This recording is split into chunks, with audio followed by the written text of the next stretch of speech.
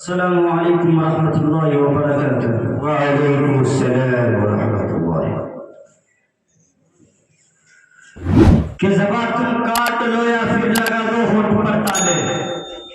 کہ زباں تم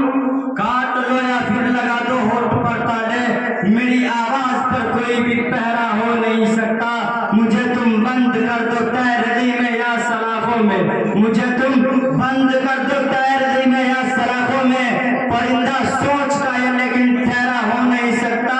اگر تم پھونک کر سورج بجھا دو گے تو سن لو پھر، اگر تم پھونک کر سورج بجھا دو گے تو سن لو پھر، جلا کر ذہن یہ اپنا اجالا چھانٹ لاؤں گا، سیاہی ختم ہوئے گی قلم جب ٹوٹ جائیں گے، کہ سیاہی ختم ہوئے گی قلم جب ٹوٹ جائیں گے، تو اپنی خون میں انگلی ڈبو کر سچ لکھوں گا میں۔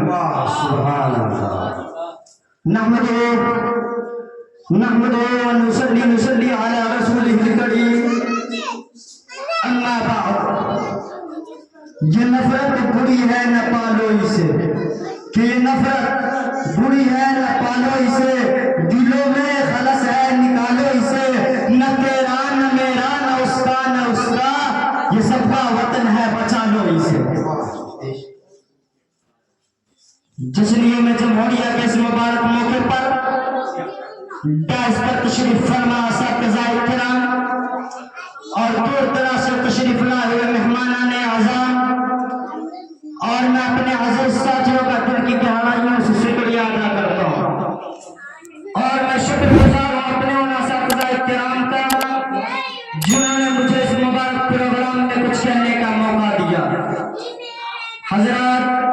انگریز تجارت کے غرض سے سرزمین پر قدم رکھتے تھے، لیکن رفتہ رفتہ تجارت کے نام پر سیاسی اور فوجی حکمران حاصل کر کے یہاں کے حکمرانوں کو بے دستپا کر دیا، اور یہاں کا سیاہ و سفید کا مالک بن کر لاکھوں کروڑوں بے گناہ معصوم ہندوستانیوں کو موت کی گھاٹ اتار کر ظلم و بربریت کی ایسی داستان دوہرائی، ایسی ہلاکت خیز اور سفاکانہ کارروائیاں کی جس سے چنگیز اور ہلاکوں کی داستان بھی مانڈ پڑ گئی۔ ان انگریزوں نے ہندوستان کے اینٹ سے اینٹ بچا دیے، ہزاروں آبادیاں ویران کر دی گئی، ہر جگہ قتل و غارتگیری کا بازار گرم ہو گیا، ہر جگہ سناٹا ہی سناٹا، خاموشی ہی خاموشی کی فضائیں نظر آ رہی تھی، اور یوں محسوس ہو رہا تھا کہ اب بھارت کا ستارہ اقبال کبھی مطلوع خورشید سے نامودار نہیں ہوگا اور ہمیشہ ہمیشہ کے لیے غروب ہو جائے گا۔ لیکن اس دھرتی کے خالق و مالک کا یہ دستور رہا ہے کہ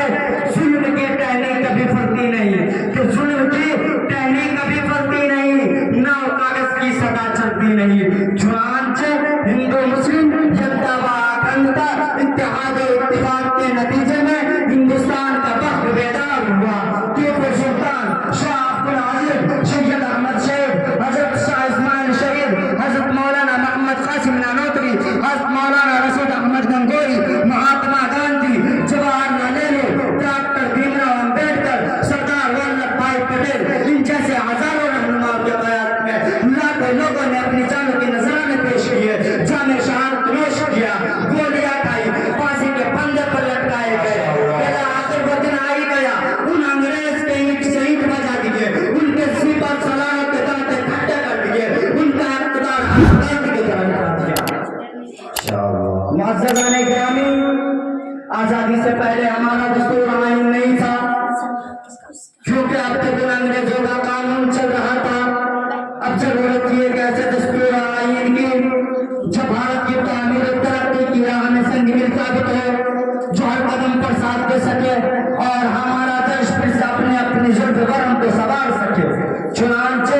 ایک کمیٹی تشکیل دی گئی جن کے چیئرمین ڈاکٹر راجندر پرساد بنائے گئے اور جس کی صدارت ڈاکٹر بھیم راؤ امبیڈکر کر رہے تھے۔ چنانچہ آئین کا مسودہ تیار کیا گیا، ترمیم و تنصیب، فوج و اضافی اور فوج و اس کے بعد 26 جنوری 1950 کو پورے ملک میں لاگو کر دیا گیا، اور راجندر پرساد پہلے صدر منتخب ہوئے،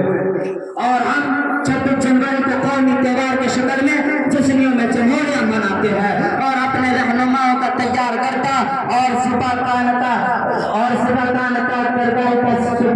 فراہم کرتے ہیں، اور ہم یہ اعلان کرتے ہیں کہ ہم آپسی اتحاد اور اتفاق اور ایکتا کے دروازے کو ہمیشہ کھلا رکھیں گے. اب ہم اپنی تقریر کو اس شعر کے ساتھ ختم کرتا ہوں. میں اپنی تقریر کو اس شعر کے ساتھ ختم کرتا ہوں. اگر خیر